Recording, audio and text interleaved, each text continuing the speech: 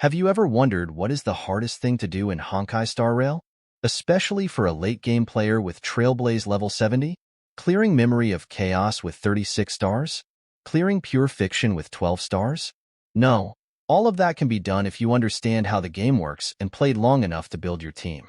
If you spend your Stellar Jade on good characters to build a good team, meta-wise, then use all your daily stamina to build them from time to time carefully, you should be able to get what I've said before, getting 36 stars of Memory of Chaos and 12 stars of Pure Fiction.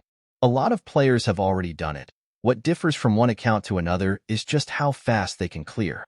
Some players with vertical investment should be able to clear them a lot faster. And the one that pursues horizontal investment might be struggling a little bit, but still getting full stars. In the end, it's just a matter of time before you can finish them with the highest achievement.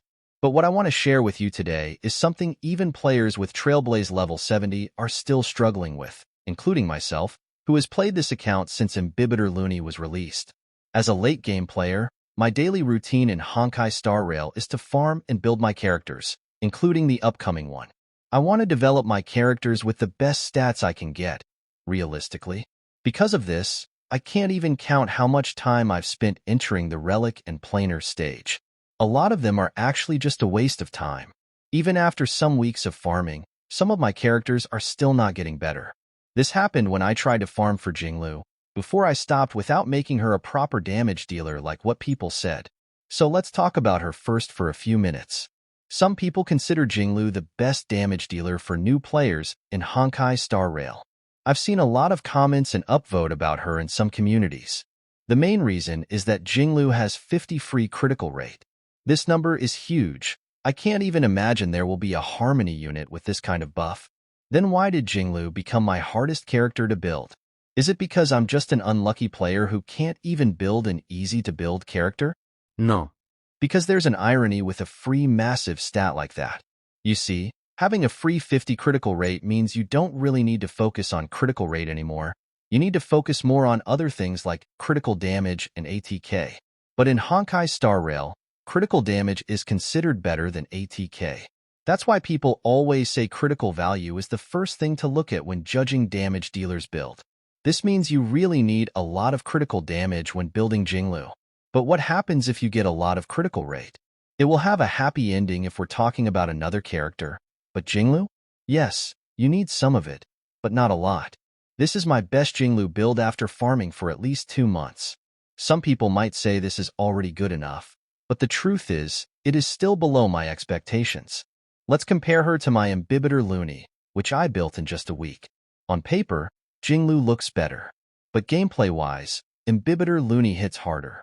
There are many factors to calculate the final damage, like skill scaling for example, and Imbibitor Luni has more immense scaling. So if I want to make my Jinglu climb to the same level as my Imbibitor Luni, I need a lot of critical damage.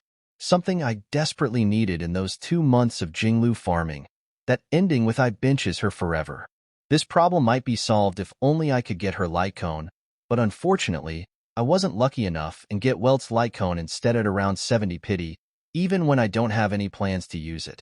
Jinglu, who really needs critical damage, has the same common thing with what I want to talk about in this video. The 160 or 161 SPD. Farming for one stat only is much harder than farming for 2 stats. And for me, this is the hardest thing to do in Honkai Star Rail. Currently, I'm only capable of making one character with 161 SPD, even after playing since Imbibitor Luni's release day. I don't know if you feel the same way or not, but after reaching the end game where I can already clear the content with the highest star, I feel like there are not many things to do in Honkai Star Rail anymore. It feels like I've already completed the game's final goal. But why should I keep playing the game if there's no goal anymore? To solve this, I need to make something up, and that's where my personal mission to find 161 SPD was coming from. Some veteran players say that 161 SPD is needed if you want to move twice in one cycle. A big thing, but not mandatory to aim for. You can clear the hardest content even without it. But still, I need to make a reason to keep playing the game. Let me tell you this. Honkai Star Rail's relic system has many RNG layers you need to pass before getting a good one. The first layer is to get a gold relic. The second is to get the right set because there are 2 relic sets per domain. The The third is to get some desired substats.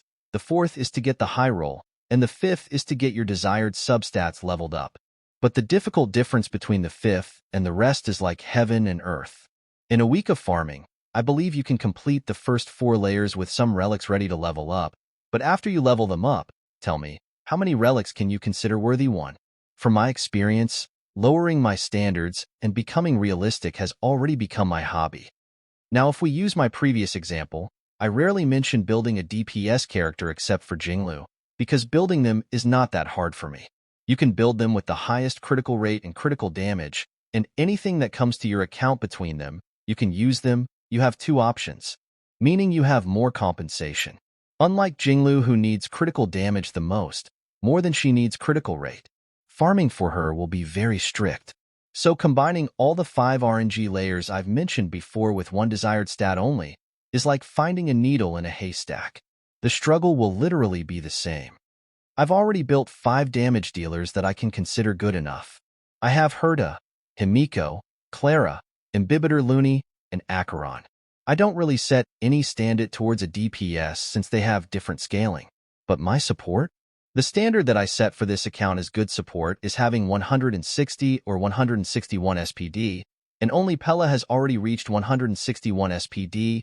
Building good support, again, from my perspective, is like building Jinglu, where I can only aim for 1 substat. Fortunately, it is not too hard compared to her since I can use half relic set on my supports. So after playing the game for months, there's one thing that makes me feel a little bit salty when someone shows off their account in the community. Showing off their luck to get a 5-star in just 10 pulls? No, I believe can get them someday. Even though I can't, it's still okay if I need to reach pity. Truly. Because in the end, I can get them if I manage my resources. That's what matters the most.